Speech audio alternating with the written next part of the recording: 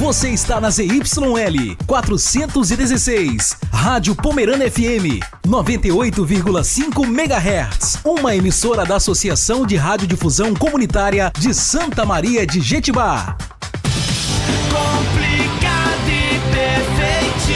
Já foi o tempo em que a mulher era vista como sexo frágil. Hoje, somos guerreiras no mercado de trabalho, rainhas no lar, sedutoras na intimidade. Por todas essas razões, nós merecemos um espaço todo nosso. Entra no ar a partir de agora, Papo de Mulher. Aqui você tem voz, aqui você tem vez. Os nossos parceiros são Doutora Sidneia Aparecida Galo, ginecologista, Laboratório Vila Rica, AK Consultório, Restaurante Bom Apetite na Vila Nova, Lojas Campeão, Dr. Antônio Valentim Sâncio, Imafar Farmácia de Manipulação, Clínica Letícia Berger, Dr. Rômulo Tavares, urologista, e médica Thaís Silveira, especialista em saúde mental.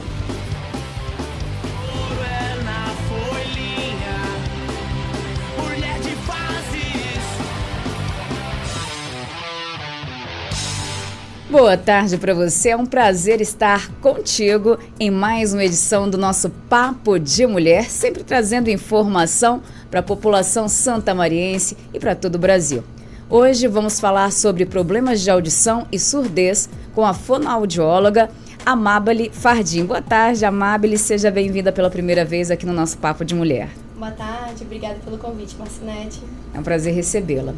Bem, Amábile, quais são as causas da surdez? Vamos lá, nós temos as causas congênitas, né, que vêm lá do período pré-natal, das questões genéticas, que são por conta, né, de uma rubéola quando a criança, né, quando a mãe tem, ou uma sífilis, ou uma infecção, né, uma hipóxia ao nascer, uso inadequado de drogas, álcool e também uma icterícia grave. E junto com isso a gente tem também as perdas, né, adquiridas. Então, ao longo do desenvolvimento dessa pessoa, ela pode adquirir, né, uma perda auditiva, como, por exemplo, tendo doenças infecciosas, quadros de otites graves, né, que não são cuidados da maneira adequada, lesão na cabeça por algum acidente, uso, né, de remédios por conta do câncer, isso daqui também causa, e principalmente o envelhecimento. Aí não tem como fugir, né? Não tem como fugir. Muitas pessoas chegam, né, por conta desse envelhecimento e algo que a gente vai conversando ao longo dessa conversa. Uhum. Bem, você falou aí da otite grave. Em que casos ela causa surdez? Quando ela se torna grave? Vamos lá. No caso da otite, essa otite é por conta de que ela não foi cuidada da maneira adequada. Então a pessoa, ela sente, né, uma sensação de que tá ouvindo mal, tá sentindo uma coceira, ou tá com quadro, né, de gripe.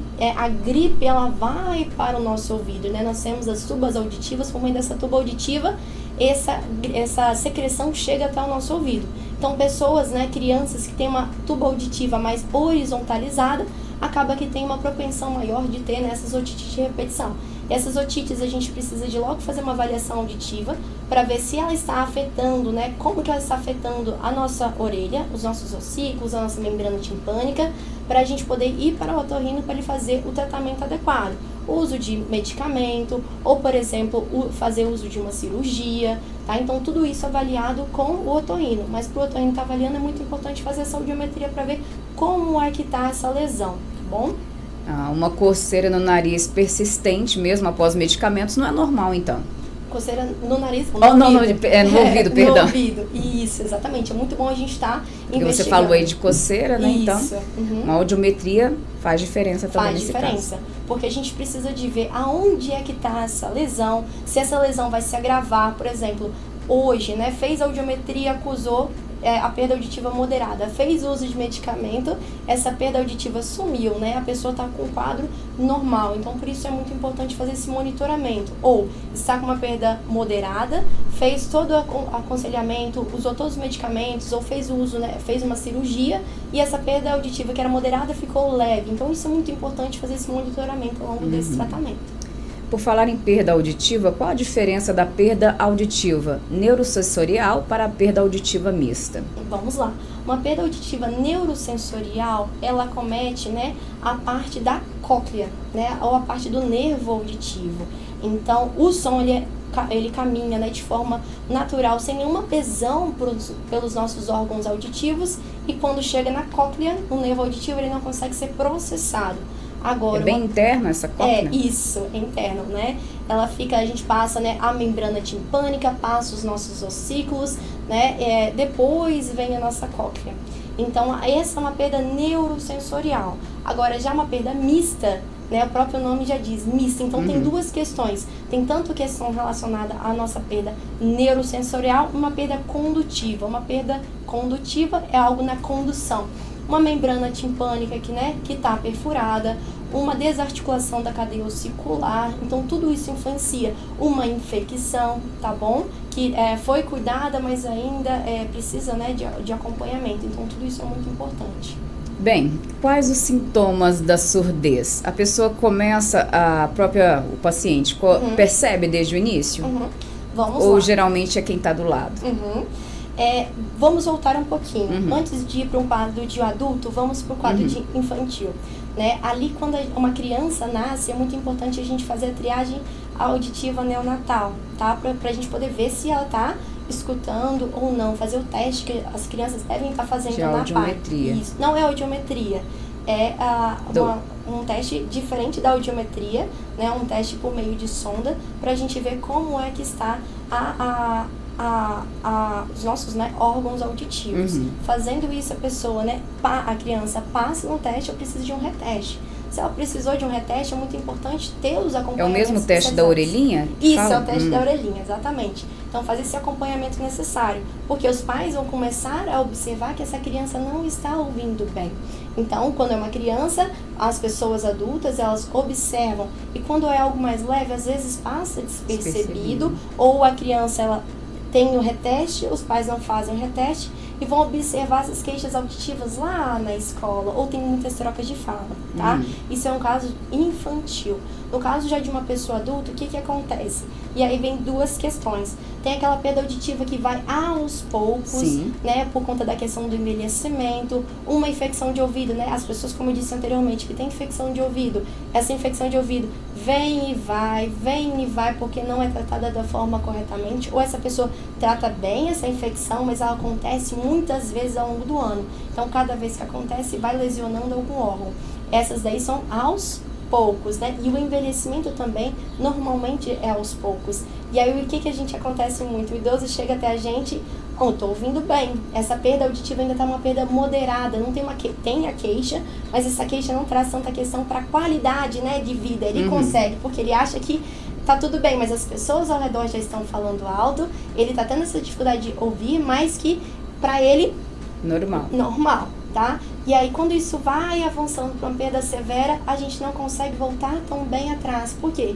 A pessoa já perdeu a memória dos sons, tá bom? Porque então, os sons também são memórias? Sim, são memórias. Isso é um assunto muito interessante. Porque se eu pego uma pessoa que ouviu durante a vida toda, passou 2 anos sem ouvir porque teve uma perda auditiva severa de um dia, né, para o outro, por conta de uso de medicamento, quando eu vou fazer essa adaptação de um implante ou de um aparelho auditivo, ela precisa de aprender a ouvir novamente. Porque cada som tem uma memória, né? Memória de palavras, memória de som. É igual eu, por exemplo, se eu parei de escutar durante um longo período, né, de tempo e vou para, por exemplo, a Alemanha, que eu não sei falar o alemão, né? Eu escuto tudo, mas eu não sei processar essa informação, né? Então é muito importante a gente ter essa memória dos sons com a gente. Então, quando a gente identifica essa perda auditiva antes, é melhor, tá bom? Por conta dessas questões da memória dos sons. Porque depois não adianta somente colocar potência, volume. Você tem que entender, processar o que está sendo falado. Exatamente. Bem, e você já falou um pouquinho da perda auditiva moderada, mas quais os graus da perda auditiva? Leve, moderada e grave, no caso? Vamos lá. Nós temos a perda auditiva, né, de grau leve, moderada, moderadamente severa e profunda, tá? Normalmente as pessoas chegam até a gente, né, por uma adaptação de aparelho auditivo, normalmente quando você está em uma perda moderadamente severa. Quase no profundo. Exatamente. Severo. Por isso que é muito importante a gente fazer o quê? Avaliações auditivas. Percebeu que está com alguma queixa? Vamos fazer uma avaliação para a gente poder prevenir. Porque se você hoje está com uma perda auditiva moderada, mas você, como eu disse antes, está sem queixa, é muito importante você já fazer uso do aparelho auditivo, porque essa perda auditiva que está moderada é muito fácil com que ela vire uma perda moderadamente severa, uma perda severa ao longo dos anos, tá bom? Entendido. E todo surdo é mudo? Isso é um mito, né, Marcinete? Por conta de que são coisas totalmente diferentes. Eu acho que tem alguma coisa a ver com essa memória do som, né? Não, vamos lá. Então vamos lá. A pessoa que é surda, ela tem o quê? Uma deficiência, né, nos órgãos auditivos. A pessoa que é muda, né, tem algum impeditivo nos órgãos fonoarticulatórios. São órgãos totalmente diferentes que a gente, quando fala de linguagem de fala, pensa-se sim que são duas coisas iguais, mas são coisas diferentes. Mas aí quando eu disse sobre a memória do som, ele não vai ter como ter a memória do som para poder expressar. Vou chegar aí, deixa eu só explicar um pouquinho, Marcinete. O que acontece? A pessoa então que é surda, ela não está escutando, mas a gente tem os surdos oralizados, né? Então, o surdo oralizado, o que acontece? A gente pode observar no dia a dia. São surdos que falam, mas tem uma ressonância mais nasalizada, para ter um retorno auditivo. Hoje eu falo, eu me escuto, eu sei da minha intensidade, né? Então, eu uso da pessoa que é surda, usa do nariz para fazer essa ressonância nasalizada para poder melhorar. Mas a questão da memória está associada com as vivências do dia a dia. Então, por exemplo, a pessoa que é surda vai aprender, né, por meio da Libras ou por meio, né, da oralização, que aquilo ali, por exemplo, é o morango. Então, aprende a memória dos sons articulando, fazendo os treinos junto com uma fonoaudióloga, né, e o professor dentro da classe, da sala de aula. Entendi. Tá bom? E aí a pessoa, né, que muda, né, tem alguma questão nos órgãos fonoarticulatórios. Um câncer, né, que atingiu as pregas vocais, alguma questão na língua. Existem casos específicos que tem a surdez e a mudez. Mas, tá vendo, são casos distintos, mas que podem coexistir, tá bom? E qual a porcentagem da surdez no Brasil? E também em Santa Maria de Atibaia, né? No Brasil, nós temos cerca de 3,2% da população que é surda, tá? Então, em Santa Maria, o que é observado? A gente tem, sim, né, as pessoas que são surdas. Essas pessoas que são surdas, ou elas optam pelo uso de Libras, ou Libras e aparelho auditivo, ou, né, o uso de implante coclear. Então, hoje a gente, né, a gente não julga uma pessoa que prefere usar Libras do que, por exemplo, o aparelho auditivo, porque muitos acabam que não têm, né, os benefícios adequados. E a política da saúde há 20 anos atrás é totalmente diferente da que a gente tem hoje. Então, hoje é muito mais propenso. Nós temos, né, surdos, pessoas que têm uma deficiência auditiva severa e profunda, usando implante coclear e tendo bons resultados, do que há alguns anos atrás, tá bom? E mais ainda assim, nós temos, né, as comunidades, as pessoas, né, que são surdas, que optam pela Libras. Porque já se acostumou, né? E vive bem com isso, né? Se sente bem, né? É igual o caso, né, de que pais surdos que têm crianças surdas. E essa criança surda hoje, por exemplo, tem acesso a uma tecnologia. Mas acaba que os familiares não fazem essa opção por conta de que, para ser inserida nesse meio que já está ali pertencente. Então, isso a gente vê muito nos relatos, né, das pessoas que têm essa deficiência. E quais as consequências da perda auditiva na vida de uma pessoa? Vamos lá. O que acontece? Tem pessoas que percebem, né, que essa perda auditiva está impactando, e tem pessoas que não percebem. A gente usa a nossa função da comunicação para a gente trocar informações com o outro, né? A nossa relação hoje é em pares, eu com você, né, eu com o outro ali na rua. Então, a forma de comunicação hoje é por forma da fala, de forma de você falar e ouvir, né, o outro. Então, a pessoa que não consegue ouvir bem, compreender bem, o que acontece? Acaba tendo isolamento social, frustrações porque quer se comunicar, mas não consegue. A gente tem também riscos de acidentes, né? Se a pessoa trabalha em um local que é muito barulhento, esse local não está adaptado, não está acessível, né, para ela como surda, por exemplo, aconteceu um acidente, deve ter sinalizações de forma visível e não somente auditiva, para ela poder ter as ações corretas com base nisso.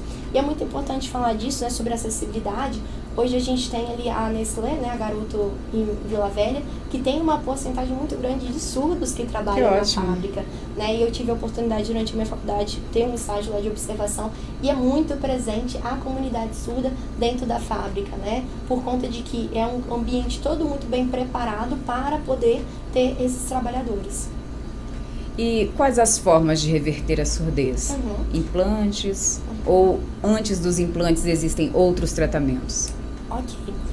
O caso, né, a gente tem hoje, por exemplo, se a gente já identificou ali na triagem auditiva neonatal, na TANU, por meio do teste da orelhinha, que a pessoa tem uma perda, né, auditiva, faz o PEAT, né, o BERA, a gente viu que essa criança tá com essa perda auditiva, a gente faz os procedimentos adequados. Essa criança, ela fica por uma média, né, de 3 meses com o aparelho auditivo para ver quais são os benefícios desse aparelho auditivo, para ver se o aparelho auditivo ela vai ter uma boa adaptação ou não.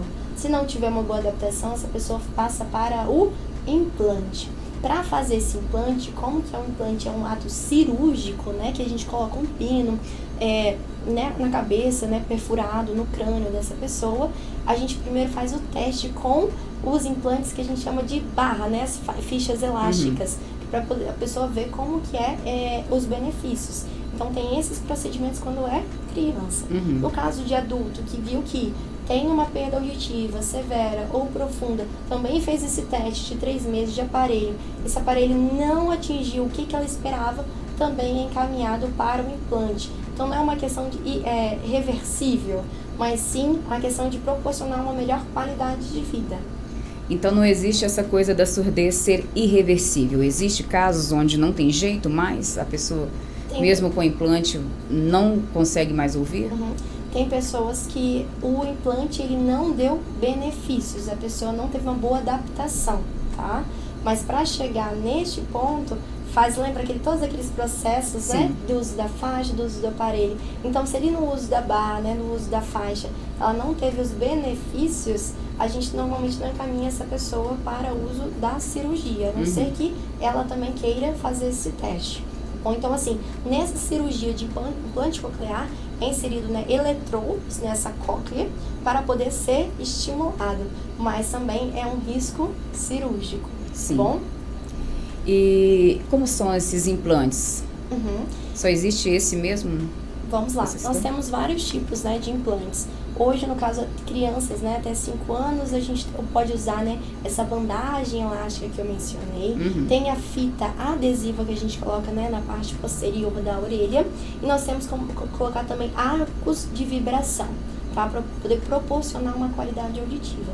No caso da criança, né, que tem que fazer a cirurgia de implante, né, coclear, essa cirurgia de implante coclear é feito, né, uma perfuração, tá, né, é feito nessa cirurgia, onde é inserido esses eletrodos. Logo acima da orelha? Isso, aqui na parte de trás, né, na parte lateral. É inserido esses eletrodos. Esses eletrodos normalmente são ativados depois de 30 dias. Então, quando fez a cirurgia, a pessoa não sai de lá só recuperação, escutando. Né? Primeiro faz a recuperação, porque o pino ele tem que aderir a essa pele, tá? E ver se essa pele não vai expulsar esse pino, se não vai ter um quadro de infecção. E aí, uma coisa muito importante falando da infecção, tem pessoas que têm muitas infecções e que o aparelho auditivo não vai ser benéfico, porque essas infecções são tantas que fica no molde do aparelho. E vai se reinfectar, né? Isso. E aí a pessoa, quando faz a opção, né, por um implante, não tem, o som não vai passar pelos ossículos, pela membrana timpânica. O que faz a pessoa ter tantas infecções, por exemplo? A questão de ter infecção pode ser uma questão de quadros gripais muito grande, uma sinusite, a questão da adenoide, né? A pessoa, por exemplo, que bebe muito leite também tem essas associações que dá essa infecção. A criança que está na fase da amamentação com a mãe, né, que a mãe amamenta, por exemplo, deitada, a criança não está na posição adequada, ela pode ter muitas infecções de ouvido, por conta de que esse leite vai pro ouvido e leva, né, até essa infecção. Então vai mesmo? Sim. E ele leva a criança até essa infecção de ouvido. Por quê? Hoje, um exemplo muito claro, quando a gente está descendo a Serra do Limoeiro ali para Itarana, o que a gente faz? A gente tampa o nariz para liberar o ouvido. O nome desse canal se chama tuba auditiva. Então, a tuba auditiva dessa criança é mais horizontalizada, fazendo com que haja esses quadros de infecção de ouvido mais frequente. Pela questão, né, de uma amamentação inadequada e por conta de que, se ela tiver um quadro, né, gripal, é mais propenso dessa gripe saindo pro ouvido. Rinite também? Você falou da sinusite, mas rinite também pode causar? Tem pessoas que acabam tendo, né, essa infecção, vai pro ouvido essa infecção. Infecção de garganta, acaba que a criança, né, o adulto vai e tem... Se tiver it, eu acho, né? Essas infecções. E aí, as infecções de ouvido, né, acabam que são mais propensas para essa população, que acabam tendo, né, mais, e a pessoa que tem uma imunidade muito baixa também, tá? E você já citou um pouquinho, né, sobre a prevenção, mas, na verdade, tem mesmo uma prevenção definitiva, a surdez? Nós não temos uma prevenção definitiva, mas a gente consegue prevenir. A definitiva a gente não consegue por conta da questão do envelhecimento e a genética. Mas para mãe, por exemplo, sexo com proteção, né? Porque a sífilis é um causador, né? Sim. Como você citou. Rubéola, caso. A outra questão também é a toxoplasmose, né? Então a gente tem que prevenir. Por isso que eu falo, um pré-natal muito bem feito é muito importante para a gente instruir as familiares, né? As mulheres, para que não chegue a ter esses casos. E se caso vier a ter, a gente precisa de o quê? Sinalizar isso para os órgãos, né, competentes, os profissionais ali que vão estar. Por exemplo, a pessoa que vai ir para essa triagem, a criança nasceu, vai para essa triagem, informar, olha, tive a sífilis, né? Ou durante a minha gestação nós tivemos toxoplasmose, isso é muito importante, porque a abordagem é totalmente outra. É claro que na anamnese isso vem nessas informações, mas quando os pais já têm a conscientização de que, olha, isso que aconteceu, né, que infelizmente veio acontecer, é prejudicial para o nosso bebê, a comunicação com a família já é mais ampla, a gente já consegue acolher melhor essa família. Voltando lá nos sintomas, Amabile, a pessoa com problemas auditivos, ela tende a falar mais alto? Sim. Por quê? Lembra que eu te falei que quando a gente fala, a gente escuta a nossa própria voz, a gente tem esse retorno auditivo. As pessoas que têm essa perda auditiva, acaba que não tem esse retorno muito bem, né? Essa interação. E aí, o que acontece? Ela acha que as pessoas estão falando baixo, né? Ela acha que a pessoa está falando baixo, então ela quer falar também mais alto. Não tem aquela questão de quando você chama alguém, essa pessoa não está te escutando, você vai aumentar a voz. Então, é muito comum a pessoa falar mais alto, e também temos casos em que a pessoa vai falando mais baixo, porque não tem um retorno auditivo adequado, não sabe como é que está a intensidade. Como que eu trabalho, né, com adaptação de aparelho auditivo, já teve um caso de que a pessoa estava falando baixinho, muito suave, porque não estava tendo retorno auditivo adequado. Quando ela teve o retorno auditivo adequado, com a adaptação do aparelho auditivo, ela teve mais o que? Prosódia, mais articulação, porque ela estava conseguindo se ouvir melhor. Então temos esses dois extremos, a pessoa que começa a falar mais baixinho e a pessoa que fala mais alto, tá? E a pessoa que fala mais alto tá gritando, mas não tem noção de que tá gritando. Por quê? Também quando chega no ponto de que a pessoa está falando muito alto, as pessoas ao redor também têm que aumentar a voz. Então, para ele, o quê? Tá igual. Não tem nada que mudou no ambiente. Por isso é a questão de... Que demora a chegar, né? Só naquela fase quase severa. Isso. Amabile, para quem queira informações, fazer tratamento, viu que está com um problema de audição, qual o telefone de contato e onde você atende? Então, se você para as mamães também, né? Para as mães, né?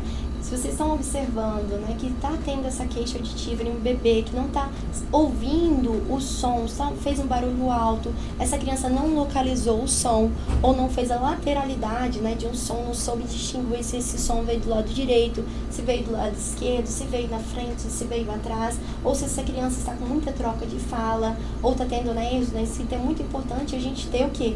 Esse acompanhamento fonoaudiológico, fazer essa audiometria, tá? E pessoas adultas, idosas, que estão, né, com quadro de infecção, é muito importante procurar, né, um otorrinolaringologista para poder fazer o uso de medicamento adequado ou fazer a opção por uma cirurgia, tá, de hiato acústico, né, ou não, e para a gente poder o quê? Cuidar dessa saúde. Se você está vendo que você tem alguma queixa de entender, de compreender, também buscar, né, os atendimentos. E hoje eu atuo ali no Centro Médico Serrano, o número de telefone é 99604-6282. Pode repetir, por favor? 99604-6282. Você também realiza os implantes? Eu estou realizando hoje nas audiometrias, adaptações de aparelho auditivo e adaptação dos implantes, né? A adaptação do implante a gente faz somente a cirurgia lá em Vitória. Então a gente começa assim pelo acompanhamento aqui, mas depois a pessoa é direcionada para o atendimento especializado. E hoje é muito importante falar de que os implantes, né, o plano de saúde consegue estar ofertar isso para a pessoa. Já o aparelho auditivo não, tá bom? Muito obrigada por sua participação mais uma vez e uma boa tarde. Obrigada, boa tarde. Essa foi a Amabile Fardim, fonoaudióloga, falando sobre a surdez e a perda auditiva aqui no nosso Papo de Mulher, que volta para você em mais uma edição, trazendo mais informações. Muito obrigada pela sua companhia e pela sua audiência e até o nosso próximo programa. Tchau, tchau!